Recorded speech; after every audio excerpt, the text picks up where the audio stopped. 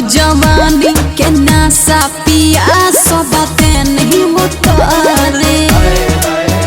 अरे नींबू ना होवे जवानी हमार की रोज रोजगारी।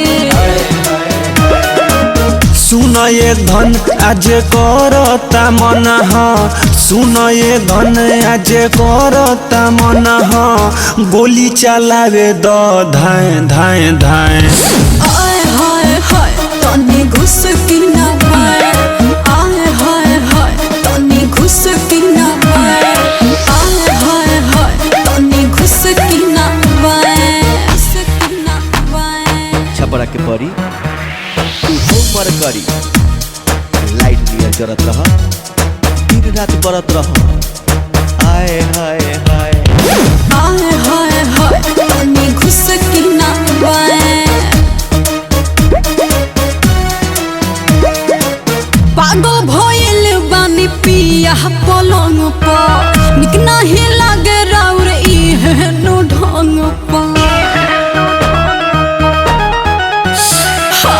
पागल भइल बानी पिया पलंग पर निक नहीं लागे राउर इहे नो ढंग पर। धरे द डटके माजा 10 टके धरे द डटके माजा 10 टके काहे करेलू खाली जाए जाए जाए। आए हाय हाय तनी घुस की ना पाए। आए हाय हाय तनी घुस की ना पाए। घुस की ना पाए। धाए धाए धाए आए हाय हाय आए हाय हाय धाए धाए धाए। आए हाय हाय आए हाय हाय। राइटर राजेश जनी करी ना तंग है बानी बिगड़ल मनीष के संग है। राइटर राजेश जनी करी ना तंग है बानी बिगड़ल बिनोय के संग है।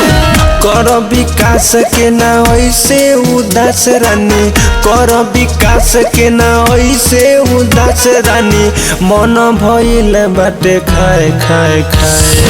आए हाय हाय तनी घुस की ना पाए। आए हाय हाय तनी घुस की ना पाए। आए हाय हाय तनी घुस की ना पाए। घुस की ना पाए। आए हाय हाय